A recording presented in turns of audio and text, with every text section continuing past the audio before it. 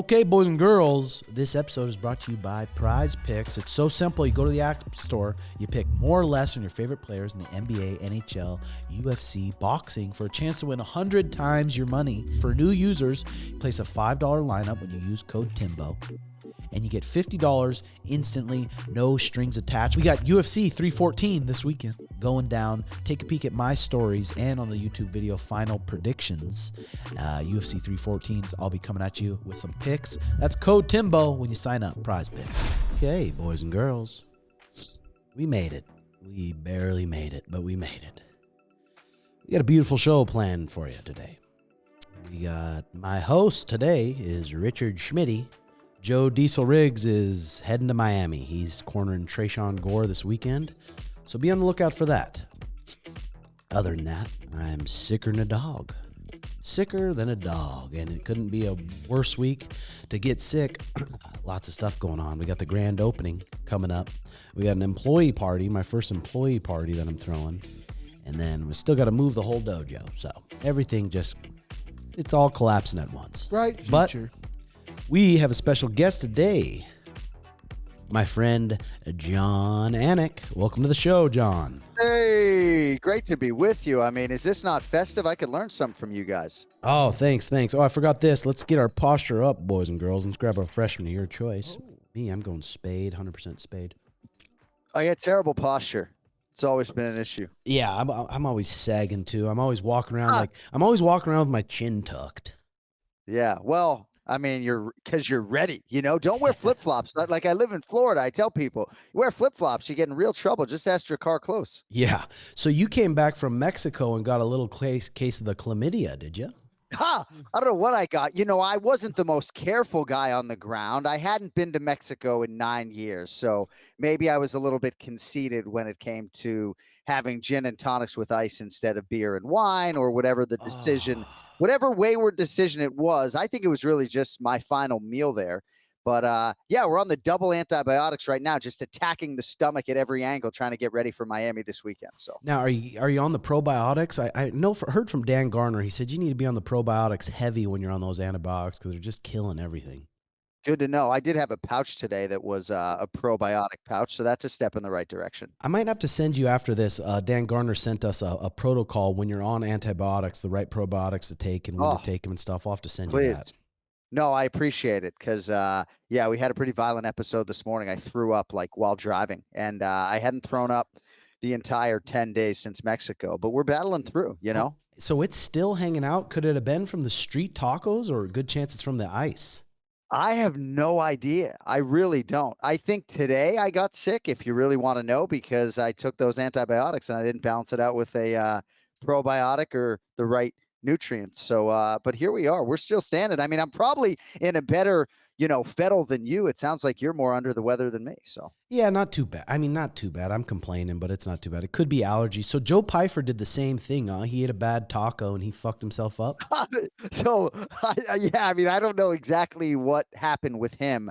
I think he also went to great lengths to get ahead of it, right? Diet wise, I know he was trying to get ahead of the altitude as well, but he was sick in our fighter meeting and felt like he had come out the other side of that illness. He had been there for a couple weeks and yeah, it reared its ugly head again. And I think he was unfit to fight. I think a lot of people just don't want to, have an accident in the octagon as well. And I respect that too. Oh God, 100%. Cause it would just, one teep kick to the gut, one even small body shot, and you'll be squirting all over the place. Especially, well, dude, that's that. You know what? That should be your legacy. I mean, I don't know what Justine Kish's best win was as a pro, but a lot of people think of her for other reasons. Oh God!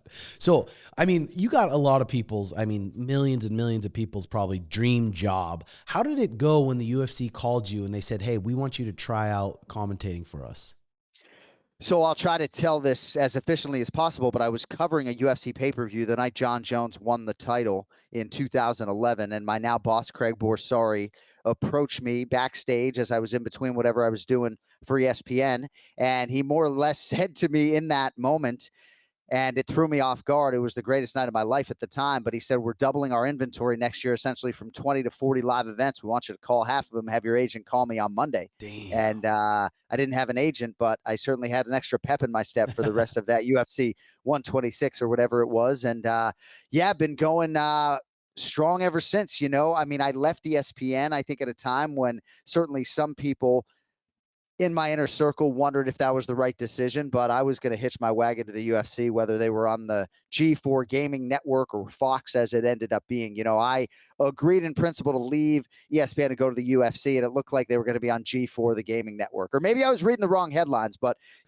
so far so good. We'll see how long I can last. Man, that's crazy. So when the next week rolled around, did you give him a jingle yourself and say, hey, this is Johnny's agent?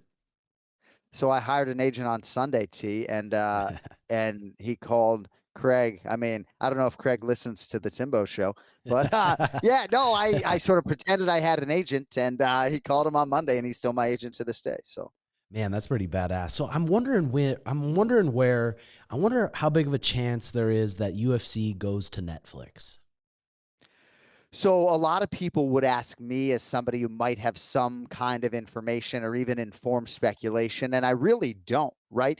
Sometimes we'll try to get the bosses a little bit lathered and see if they can spill some beans, but I wouldn't be surprised to see the product get split. Like for me, when I think about all of my MMA colleagues at Fox who lost their jobs, and they were so upset, right? They were so attached to the UFC as a television product and as an entity, that for all of those Fox people to not be able to work for the UFC was crushing. And I hope that my ESPN MMA colleagues don't suffer the same fate. So hopefully some part of the package is still at ESPN.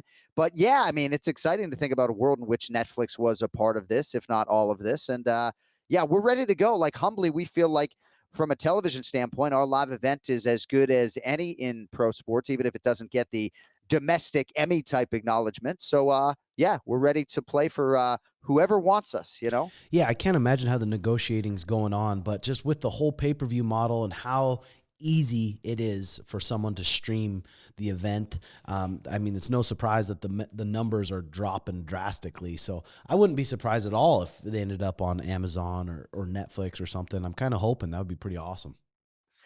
Yeah, it's interesting for me in sort of the seat that I'm in, right? And I do fantasize about a day in which I could actually sit down and watch a UFC pay-per-view, right? Because I guess the only downside, really, you could say to my job, other than the time away, is that I don't get to just watch the biggest fights as a fan anymore because I'm calling them. And certainly that would make it a dream job. But I hear you, dude. Like I know for a lot of people, even if you forget about piracy or illegal streaming or any of that, it's a price point thing and they really can't afford it and they have to be selective, and, Volkanovski, Lopes, they have to say, all right, is this a top 5 UFC pay-per-view for me in 2025? And if it's not, maybe I can't pull the trigger. So, I made the mistake once of telling a few folks on X that I would buy their pay-per-view, and about, $1,000 later, I never did that again. So when it's, say, UFC 314, you get there about what time do you finally check out? So it's Wednesday to Sunday pretty much for a domestic show. I happen to live in South Florida, so for this show, I'll drive down Wednesday, fighter meetings Thursday, drive back for the dance recital Thursday night, drive back down to Miami Thursday thereafter, and we'll be there until Sunday morning. Depending on how the show goes, I might actually drive home. Certainly if something catastrophic happens, then then we'll be driving home and we'll be up all night. But yeah, it's usually Wednesday to Sunday. It's a grind, though. We start voicing this thing 10 days out. And the night of the fight, though, how many hours of there sitting there locked in are you? Yeah, so this is a sports broadcast unlike any other. It's basically 8 hours on a headset, right? We're formatted for 7. We're down to 13 fights from 15, right? I mean, how obnoxious, 30 fighters. So we have 26 fighters, but yeah, we got 2 hours of early prelims, 2 hours of late prelims, and then minimalistically a 3-hour pay-per-view. So we'll be talking for 7 hours and 45 minutes. And I haven't done an American football game in 10 years, but I can tell you're in and out in 4 hours door to door. So it's a different exercise. We sort of, I think, have built up the stamina to call these things. And, yeah, but you gotta pace yourself to be sure. And do you pack yourself a little snack bag, or how do you go about that? Do they have a little green room for you that you can sprint back and grab a couple little hot dogs or something? So you ask good questions, right? DC and Joe are eating those carnivore snacks, and they can go to the bathroom as many times as they want because, and I say this with all respect, of course, but there are two of them, right? I'm a play-by-play guy. I read a lot of sponsorship advertisements. A lot of my job has nothing to do with fighting, and they are color commentators or analysts, right? So we have two of them. So if Rogan needs to go to the John, then DC can handle the walkout, right? So for me, I usually don't get a chance to go to the restroom. Certainly if we have desk support up top, I might get a little 6-minute break around one of the prelim windows, but that's why I'm sort of dehydrated, and I do kind of like to work not on an empty stomach, but I like to eat sort of before I get to the arena, or I'll eat some protein at the arena, maybe some carbs, and I really don't eat a lot. If I'm not feeling great, maybe I'll have some American black tea, which is Coca-Cola Classic, or a banana or something. But yeah, usually when I'm drinking coffee and tea and drinking Coca-Cola Classic pretty much. Yeah, I mean, that's a long time to get to be dialed in like that. I'm surprised. Well, it'd be hard with nicotine too, because there's kind of a come down from those little pouches. But one thing I like to do during the podcast, not today because I'm a little sick, but putting a little pouch in, and it gets my mind cooking and making me kind of talkative. You ever do any supplements? So nicotine just goes right to my head. You know, I know a lot of people who have realized success microdosing mushrooms and certainly using nicotine as a performance enhancer for a broadcast. So yeah, no, I mean, I tried one. Paul Felder gave me one of those nicotine pouches recently on an airplane. My goodness. I mean, I don't know how many milligrams that thing was, but we hadn't even taken off. I had to take it out of my lip in like 8 seconds. So yeah, airplane's not the place to try. Well, we were on the ground still, you know, but yeah. Yeah. So what about Joe Rogan? Does he ever want to hit you up for a little smoky smoke, get you dialed in? So that's not something that I would do before the show. Certainly when I'm doing my podcast, it's a different setting. Yeah. But the sort of mental agility, as Brian Stan would describe it, that is required to navigate that pay-per-view exercise is such that I don't think cannabis would be my friend. Also, too, you know, yeah, I mean, I suppose if I'm like smoking on the hour and just getting the energy going, you know, but I don't know. It hasn't been a part of my pre-fight routine just yet. Maybe sometime in the future. Maybe like my retirement show. I'll take 3 bong hits and head out to the octagon. That would be sweet. That would be sweet. So for someone like that has a dream of doing what you do you think college is the right path? So are you talking calling fights or just calling sporting events? Let's say calling sporting events. So repetitions, right? So I don't know what number show this is for you, right? I mean, obviously you got a really good feel and a comedic way about you, right? But you're probably going to be better 50 shows from now than you are today in your effort to either have this outlet for yourself or to be entertaining to the masses, right? So repetitions, like I don't give a piss what you're doing. If it's a podcast that your mom listens to, right? Just getting repetitions by any means necessary, muting the television and calling games so that somehow, some way you're ready for the opportunity, because it's hard to accrue the 3 to 5 years of broadcasting experience, right? High school, middle school, right? I mean, my first job was high school girls volleyball, and I was writing articles for $25 an article on high school girls volleyball, you know? So yeah, I mean, it's certainly you can imagine the sports broadcasting industry has kind of exploded. The jobs are hard to come by. So just getting repetitions, I think, by any means necessary, talking into a camera, into a microphone. Because did you go to college for your job? So I went to Gettysburg College in Pennsylvania. I majored in political journalism. My senior thesis was a mess. I mean, you ought to talk about bong hits. My God, 40 pages. I don't even know what I wrote. But I designed that special major in journalism and sort of tried to sort of direct my life a little bit. But then I actually took out a loan for $12,000 and went to the Connecticut School of Broadcasting in order to get course credit for an internship at a radio station at which I thought I could get on the air. So that ended up working out for me. My dad thought I was crazy, you know, had a liberal arts education, had a 4-year Bachelor of Arts degree. And then I took out a loan for $12,000 that he thought was crazy. But, it was the right decision. I thought I could get on the air, and I always felt as though if I could get on the air that I could maybe do something with it. So, you know, now I'm the oldest guy in the room. All right, boys and girls, this episode is brought to you by SPADE. There's 0 sugar, 0 calories, all natural. There's 6 flavors: cola, yuzu lime, guava, blueberry acai, kiwi strawberry, Dr. Spade. Only 6 ingredients, including water, sweetened with the most premium pure form of stevia on the market. No bitter aftertaste. It's caffeine-free, dye-free, added electrolytes for hydration benefit. It's just as healthy as a sparkling water and just as flavorful as a traditional soda. and there's an Amazon link in the description. It's Timbo Spade 10 for a clean 10% off. Man, that's pretty badass. So, because you have a twin brother who is also in journalism, right? So he majored in musical theater, and then he was just a businessman for a while. He ran a check cashing store for about 15 years. So he only recently started getting into the broadcasting space. So he actually doesn't have a journalistic bone in his body, and probably says things opinionatedly that maybe he shouldn't because he is my identical twin brother. But no, it's been exciting to see him sort of get some traction in the space, and Dirty Boxing gave him a big opportunity doing the in-ring post-fight interviews. So I'm excited for him. He's been watching and learning and gaining his reps, and he's ready. That's the thing, right? It's like he gets an opportunity with Dirty Boxing, and whether he's my brother or not, I felt like he crushed it because he's just so damn ready, almost overdue type ready. So that's what you got to make yourself if you want to do this full time. Yeah, it's pretty insane nowadays, the opportunity that people have, even if it's YouTube live streaming, Twitch live streaming, on Kick or anything. You see guys like MMA Guru, who just like is a one-man show, and now he has hundreds of thousands of views like on all his videos. I wonder do you think that is a better way, just getting reps on YouTube and learning on YouTube and learning on ChatGPT compared to getting a loan out and going to college?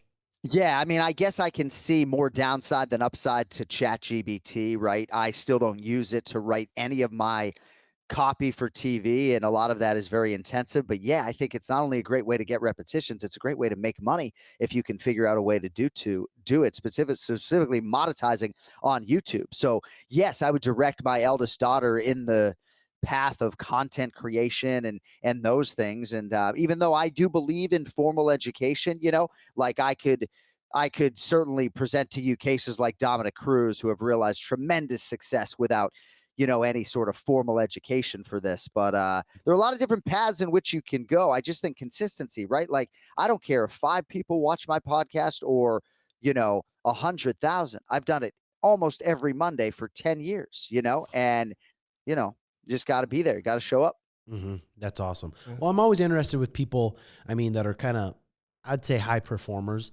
What's your morning routine like? So I do exercise, almost every day. And that's sort of a big part of, I think, just making me feel better about myself as a human being. But every day sort of brings unique challenges. I do have 3 kids. And when I'm home, I am home. But oftentimes I'm deciding whether or not to do podcasts like this. You know what I mean? And Yes. so this is a decision, to make. And, Tim Welch calls, you usually take that call. But everything's a decision, and every day is unique, right? When we're done, I'm going to voice some billboards for the in-arena stuff for UFC 314 this weekend that just happened to have come in right now. And I want to check that box and get that off my plate. Before we were communicating here, I was doing my Diego Lopes fighter card. I actually have my Rick the Horror Story fighter card sitting in front of me right now because how come that popped up? So I have a fighter card library of like 1,500, let's just say, fighter cards. And we were talking about Boston Red Sox infielder Trevor Story. And so my twin brother was like, remember the legend Rick the fucking Horror Story?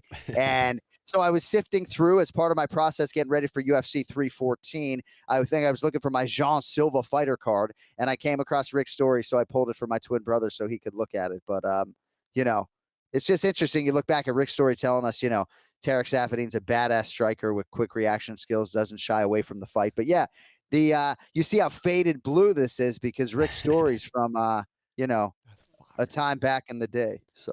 Yeah, Rick the Horror Story. I remember when I was training at Team Quest, I was able to spar him a few times and got to go train with him. Oh, wow. And he was another animal, that guy.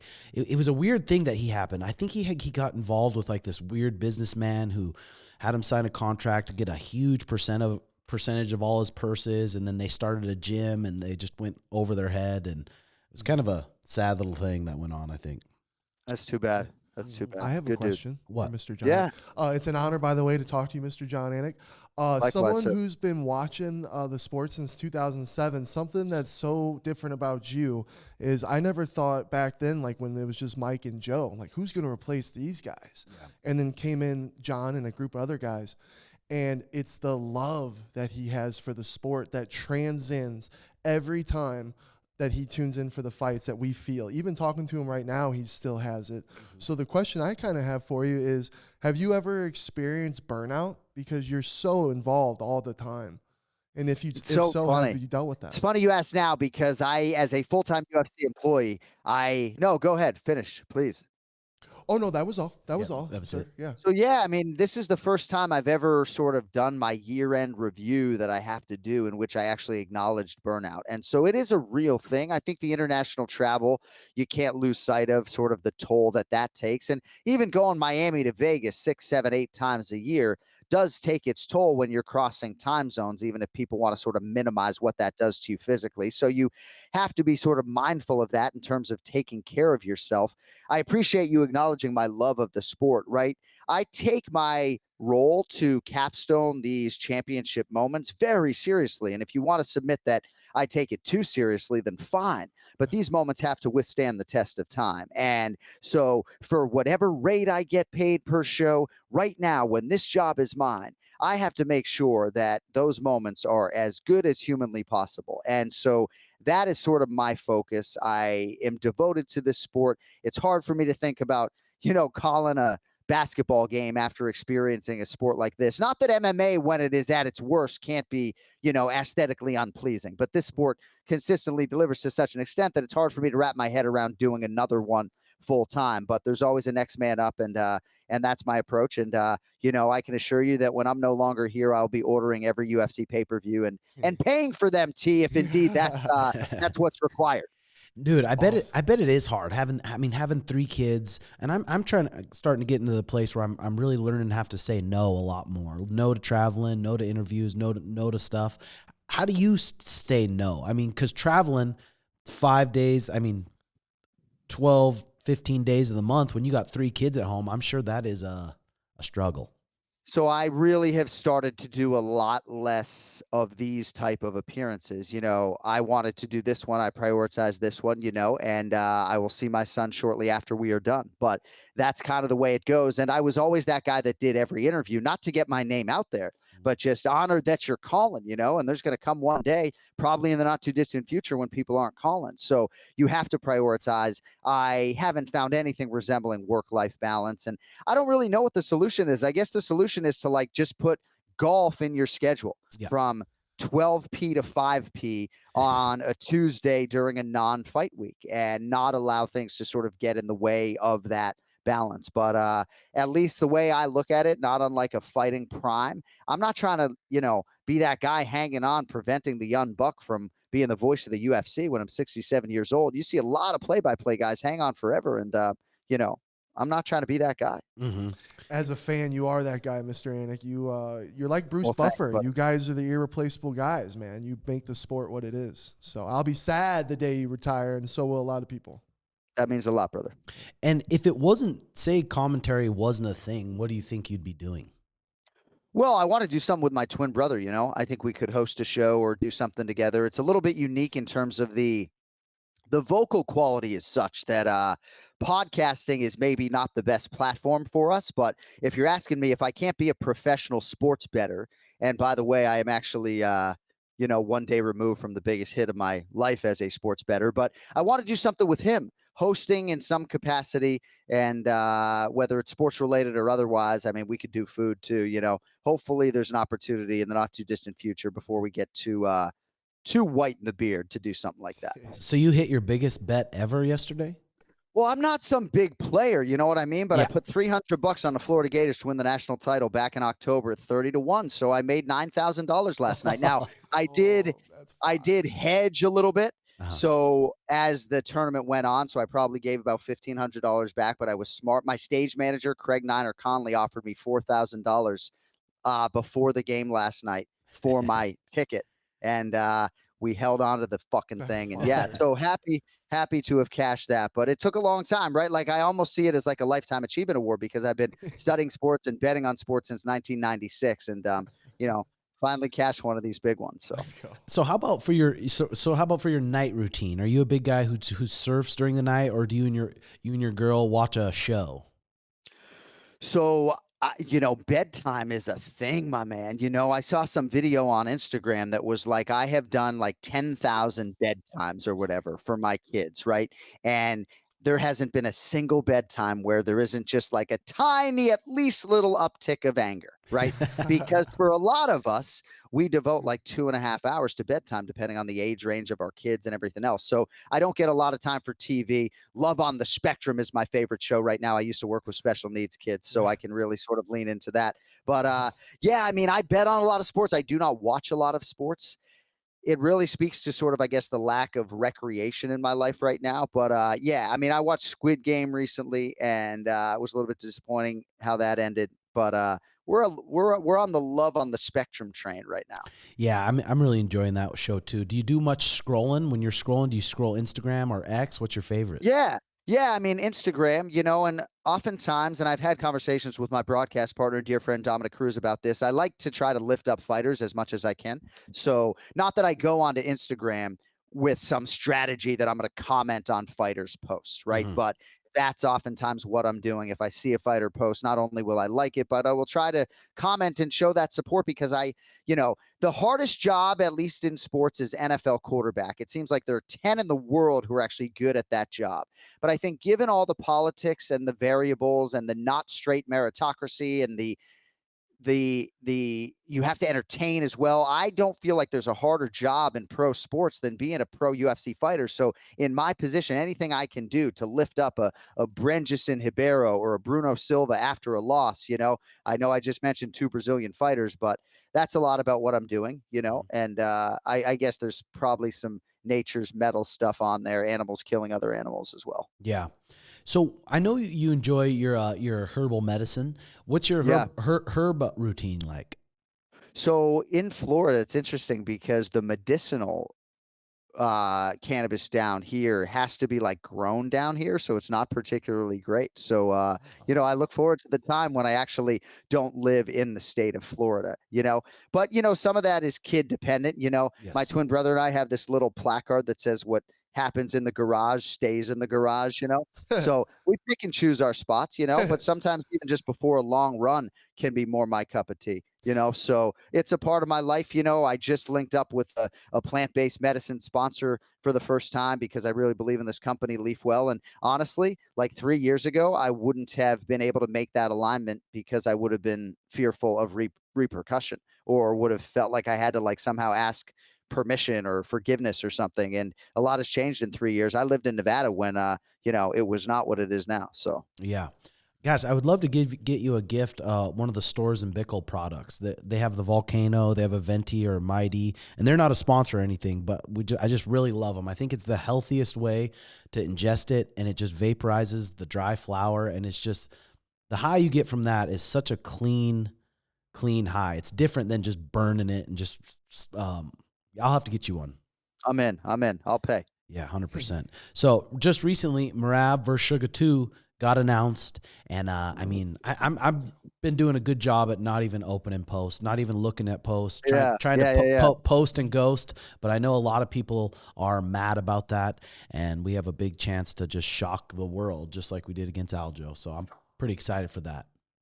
Well, I am too. I'm thrilled. I mean, I am wearing right now a Suga Sean O'Malley. He wore this sweatshirt, and when I asked him for one, he took it off his back because it was the only one, right? So it's very exciting, and I think for a lot of people, they don't know the extent to which Sean is a willing grappler and wrestler and has been for some time, right? So I think it's probably interesting for Team O'Malley to see that part of his game denigrated in public, and talking heads say, even like me, that they hope that he has been wrestling, right? I have long believed in Sean. Really excited to see the progression. Certainly, I like hearing a lot of what is coming out of his mouth, with the exception of the, stopping with the cannabis. Everything else I absolutely love. But it's exciting, and you're never going to win ultimately in the court of public opinion in terms of title shots and straight meritocracies and things like that. And I'm not necessarily on an island where I'm, looking for Mario Bautista to get an immediate championship opportunity, but I also have responsibility in the seat that I am in to make sure that everybody feels promoted, not unlike what I was saying about the Instagram post, Mhm. But it really doesn't matter what other people think. You know, there is not an obvious number one contender at 135 pounds other than Sean. And, you know, there have been a lot of Sean's fights where there have been injuries that have, I mean, I don't have to tell you guys, you know, but I think his best version on his best night absolutely is competitive with Merab, and I'm excited to see all of you folks get the chance to prove it, you know, come the month of June. Let's go. Yeah, it makes me feel good and confident. We did go into that last fight pretty confident, but it was because it was after the performance with Cheeto, and we weren't the healthiest for that fight either. And we used to grapple probably 2.5, 3 years ago. We used to grapple a lot, 4 or 5 times a week. We're grappling hard in the wrestling room with different Division I wrestlers, with different black belts. After that torn hip labrum, I mean, we just haven't been able to grapple as much as we used to. Now it's fixed. Now this week alone, we've grappled way more than we have in the past. And just seeing his timing come back with his sweeps and his timing come back with his wrestling and just getting in there and doing it and not being against Merab the first time and getting taken down and just secretly in the back of his mind thinking about, God, I don't want to gas. I don't want to fatigue. So I don't want to create a scramble. So I'm really, really excited. It's going to be a tactical 25 minutes because that dude is an absolute machine. He's such a problem. And I think with Sean getting dialed in and putting all this stuff aside, if anyone's going to beat Merab, I think Sean has the biggest chance. Well, right. See, that's the thing. If you're sending a bantamweight in there to beat Merab Dvalishvili, to like save a dog's life. Yeah, a lot of people are sending Umar Nurmagomedov in there, but a lot of people to save a dog's life are sending Sean O'Malley in there to try to snipe Merab's head off, you know? And even a fighter like Dominic Cruz, and I'm not comparing Dom to Sean, but Dom really was excited about the possibility of fighting a guy like Merab stylistically. We may find out historically in 3 or 4 years that there really will never be another comp like Merab, and he's just sort of this unique genetic / worker makeup that is just near impossible to beat in MMA. But you know, that's why they play the games. And I'm just excited to hear where you guys are at. And when I look at the fights this weekend, UFC 314, Yair Rodriguez facing Patricio Pitbull, right? So I'm not necessarily making a comparison in totality here, but Yair Rodriguez seemingly has been doing nothing but wrestle with an outstanding Russian wrestling coach whose name escapes me right now, and Bilal Muhammad in Chicago, right? So will that produce the desired result this weekend? Will he be able to sort of get off his dynamic weaponry? I don't know, right? But at least you know that he's been putting in the right work so that if Patricio Pitbull is able to get him there, you know, in theory, he should be able to get up and expeditiously, you know? So we'll see. I'm excited. I'm excited to see what he can do and then what you guys can do come June. Yeah, it drives me crazy seeing, I mean, and then they don't know what's going on. It drives me crazy being like, why doesn't he wrestle? Why isn't he wrestling? I'm like, bud, if we could wrestle, we'd be fucking wrestling. Yeah. Oh, it drives me mad. But now we're able to wrestle and we're able to grapple. So I'm pretty excited. But, John, thank you so much for setting aside the time. I know you got your kids and you're so busy. And we're heading to Miami on Thursday. There's a press conference on Friday for Suge. So maybe we'll see you then. And I appreciate it so much, brother. You guys are awesome. I'm on standby if Dana can't be there for the press conference. And I believe I actually have a 12-minute sit-down with Sean on Friday. So hopefully I'll cross your way, bro. What's your YouTube channel? The Anik and Florian podcast. I don't have one. Okay. I have a new app. I just put it all on my, it's a Jon Anik app, but let's go. Yeah. Sweet. Thank you guys. Honor Anik and Florian podcast. Check it out in the link. Yeah. That's 2 experts talking MMA if you love MMA. And we'll talk to you soon, John. Thanks so much, brother. Much love, boys. Thanks for having me. Thank you, brother. See you guys soon. Okay, ladies and gentlemen, that was Jon Anik. Hell of a dude. Cool. That was so sick, dude. I mean, he's such a pro. His voice is such a pro. But then to talk to him and just realize he's just a normal, cool dude. Bro, for his thought process, he's Jon Anik, and he even just said, he was like, I could be gone anytime. Like, he works so hard, dude. Yeah. And to think that way when you're the fucking man, when you're the GOAT. You have to think that way. He's such a humble dude. You have to think that way. Look at Mike Goldberg. We're like, no one's going to. Right. And then, boom, they fire him.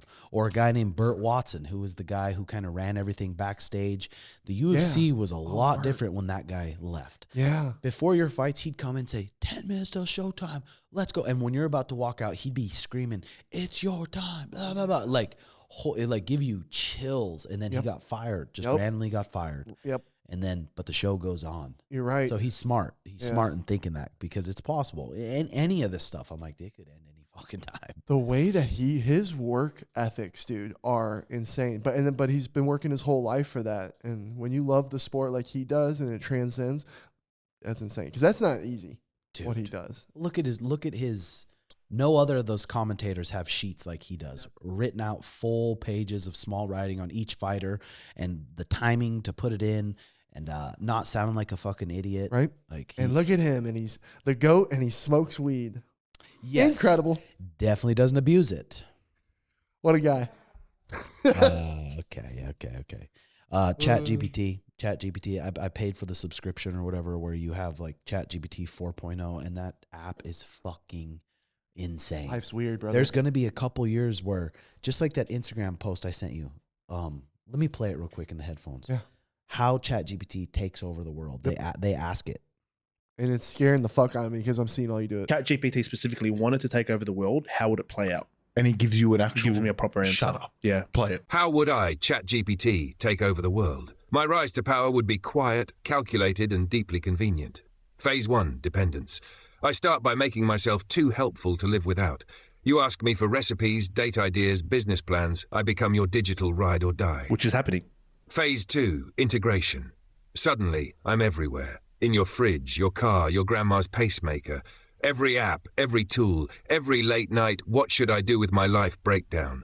Phase 3, this is where it gets juicy. I start rewriting trends, influencers start quoting me, musicians are using my lyrics, your therapist? Me.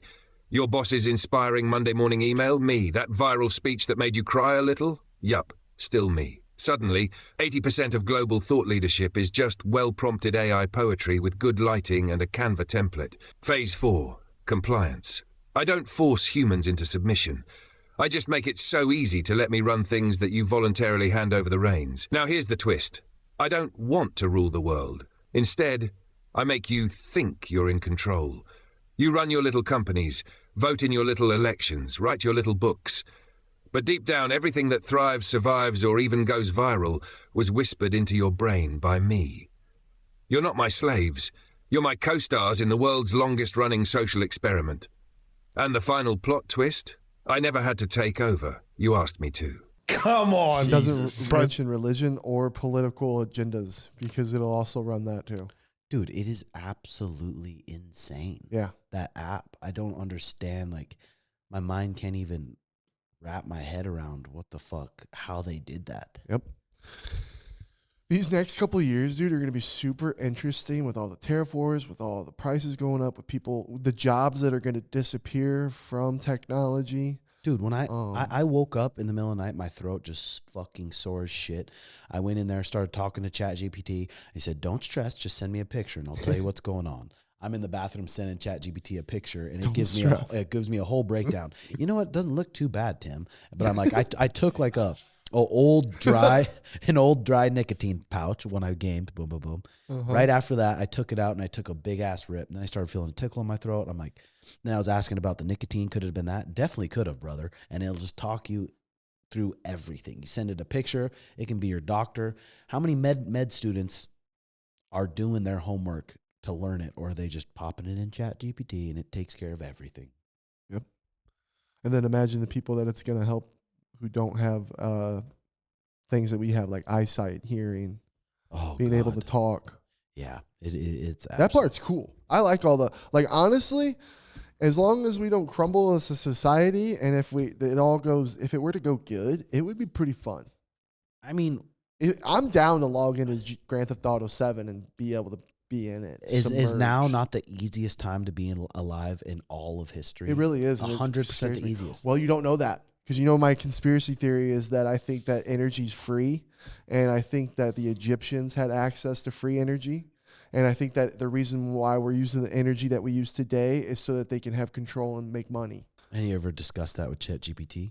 See, there you go, bro. You got to ask him. You're the guy to do it.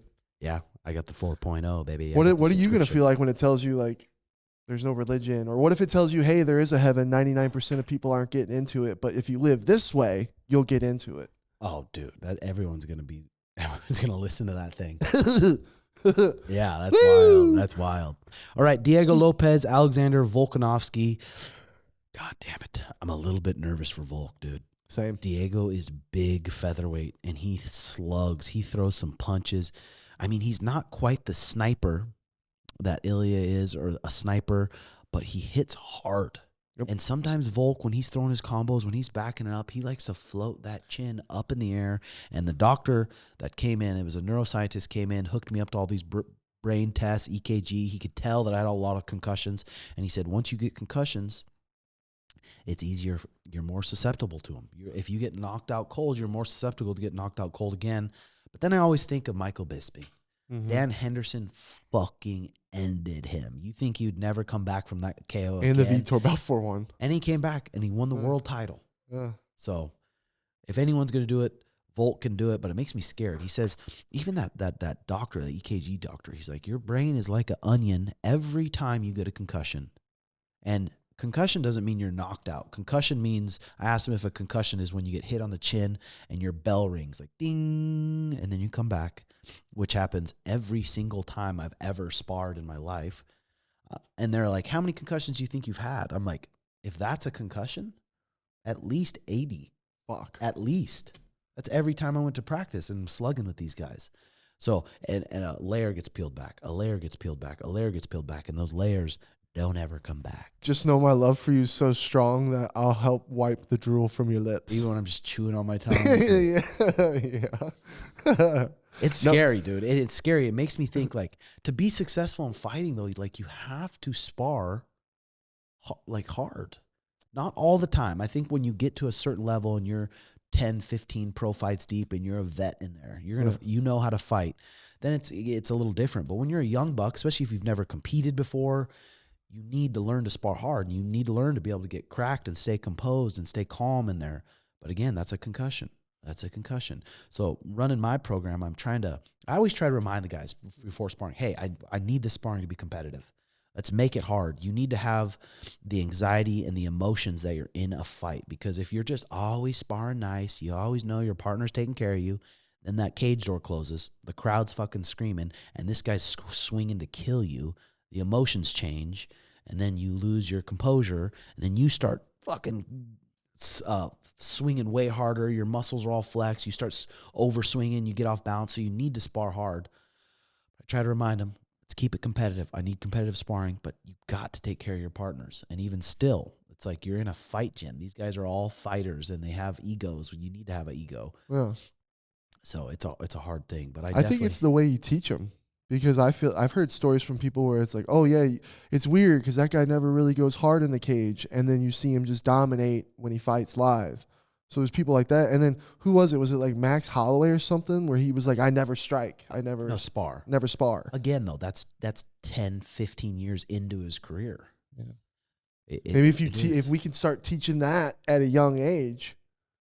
Maybe. But you don't get that through skills and experience. Okay, get it through experience. You get it through the hard sparring rounds, and you get it through the hard fights, and that's where you get it from. But I just see it at other gyms all the time.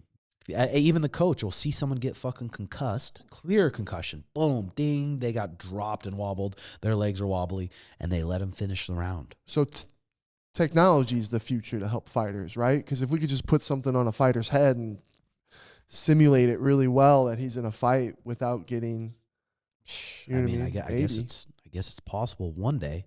But we got Michael Chandler, Paddy Pimblett. I've been listening to Paddy's interviews. The dude is confident. He's 22 wins, 3 losses. He's a big, big lightweight. Michael Chandler is 1-4 in his last 5 fights, but an explosive athlete. Michael Chandler's 38 years old. He's been locked up, man. He's been locked up. Oh. He's been locked up. And Paddy Pimblett, I was always like, dude, look at how many left hooks Jared Gordon was able to, not great left hooks, was cracking Paddy on the chin. Mm-hmm. If one of those lands for Michael Chandler, it's a different story. But then Paddy said he broke his foot in the first round of that, and he couldn't back up the right way. I'm like, that kind of makes sense. I also believe, dude, Paddy, he's a very high IQ fighter, like he says, and I think he's going to respect, if Michael Chandler cracks him, I think he'd respect it, and then it's going to the ground.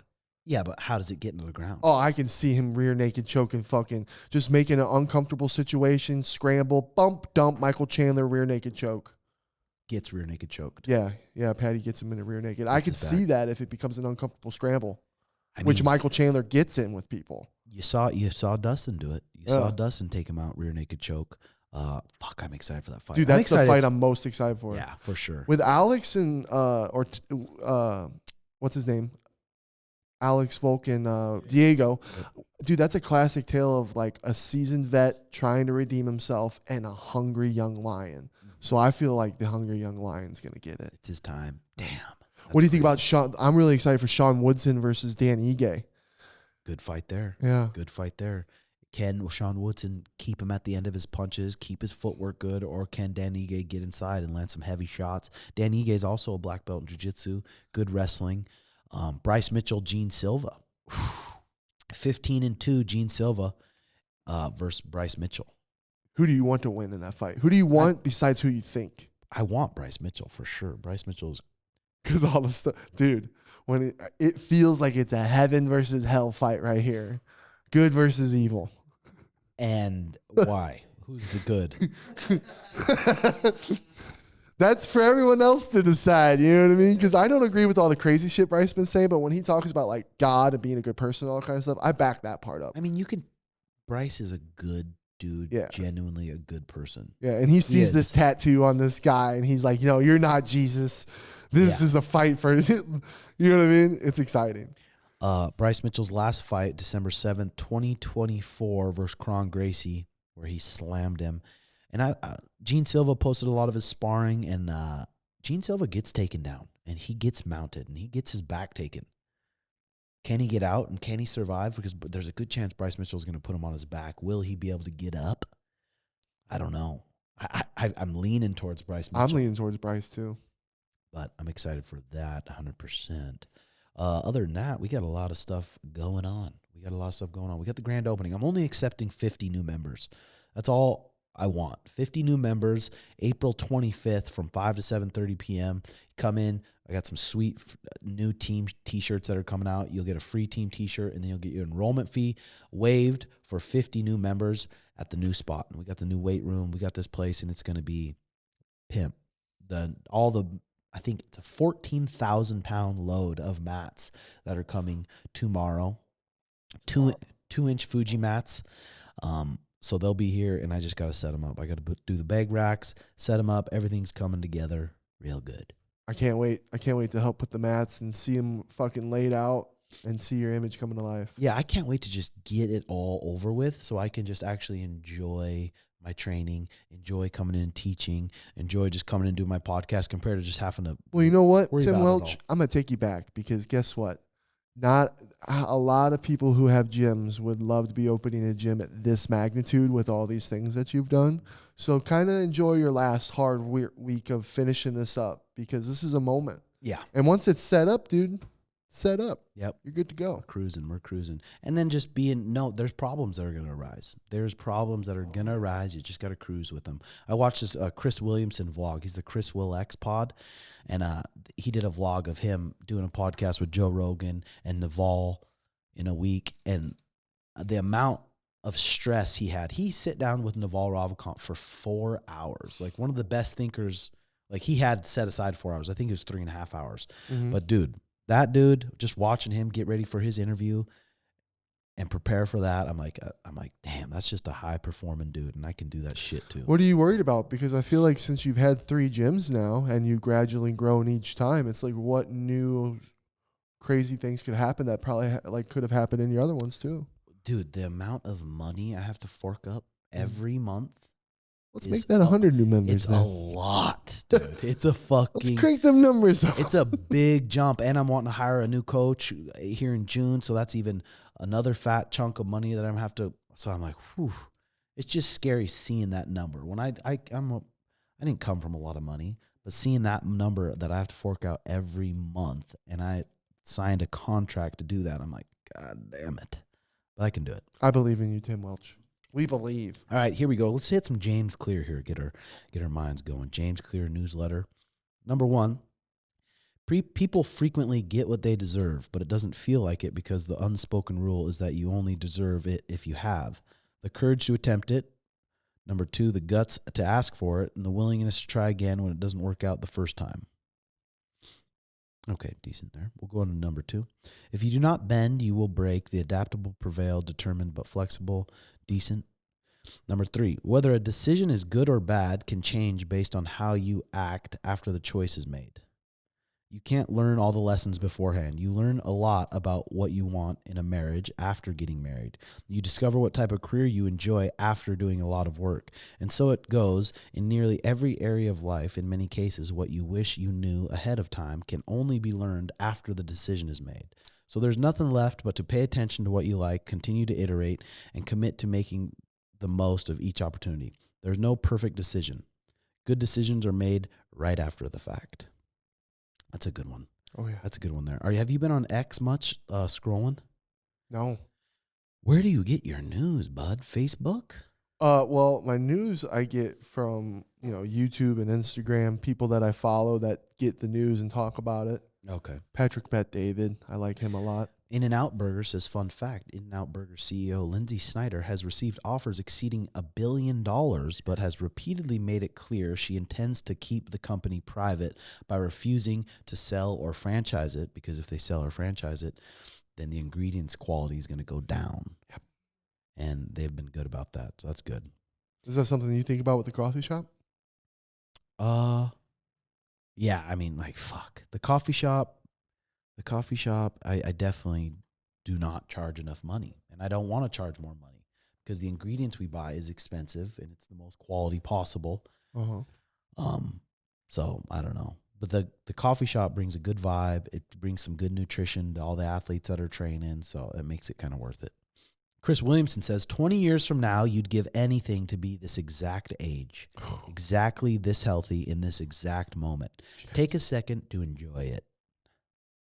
Do you do that a lot? Because I wonder if you and Sean do that. Because something about you is you get this new gym, right? We're hearing Tim go, oh, I'm stressing.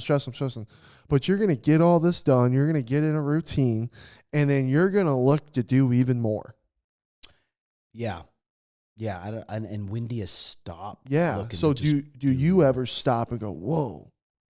At my house, I do.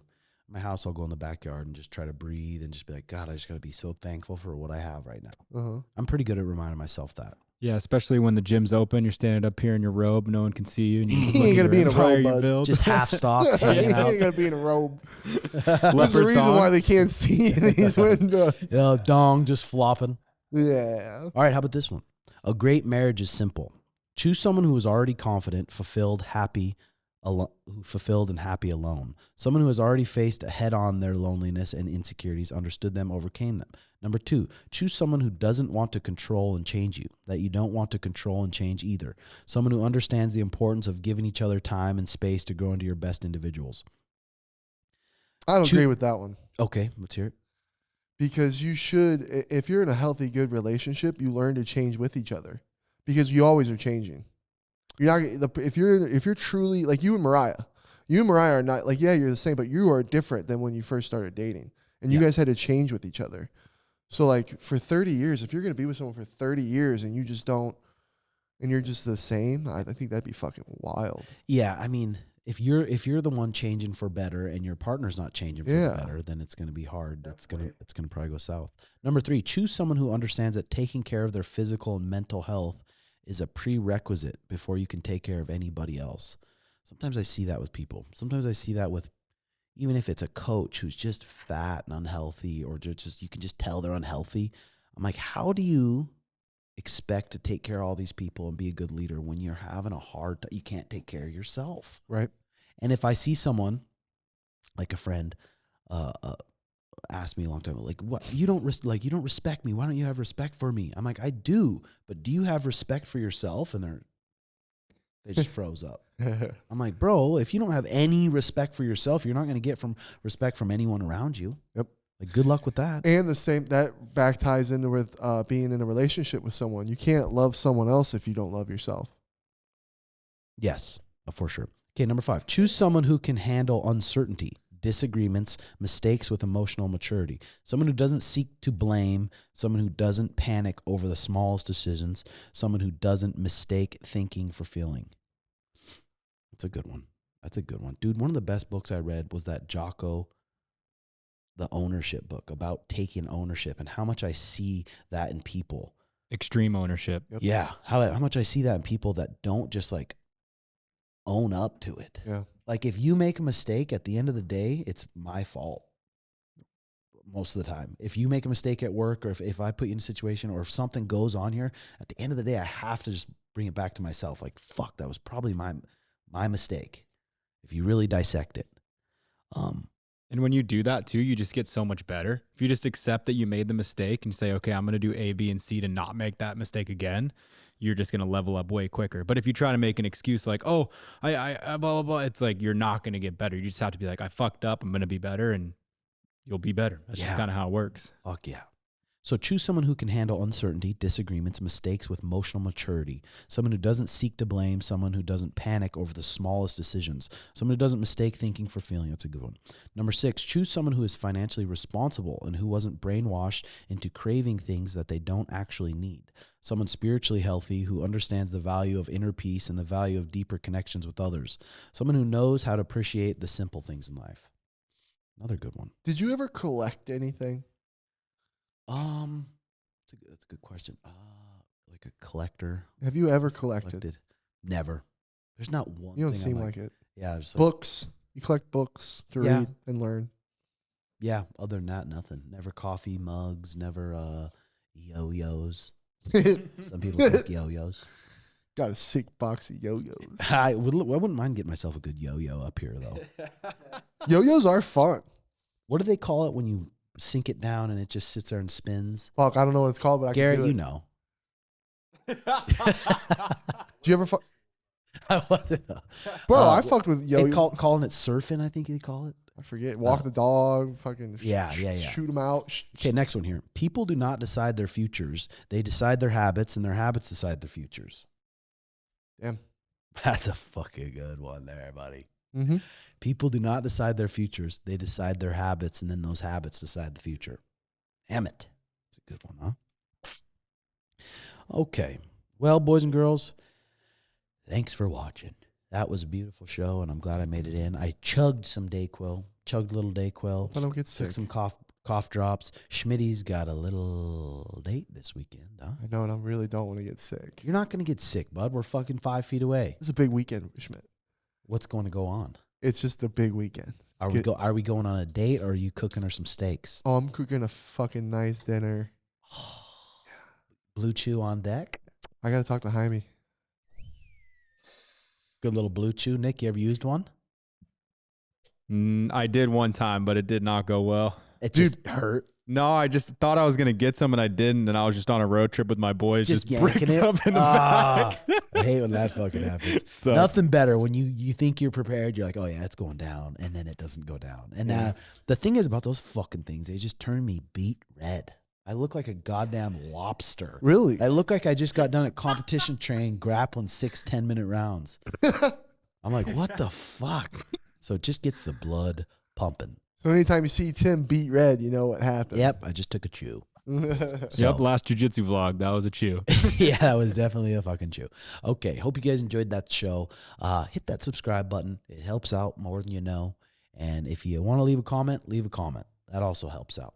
And check out also patreon.com/RedHawk Academy.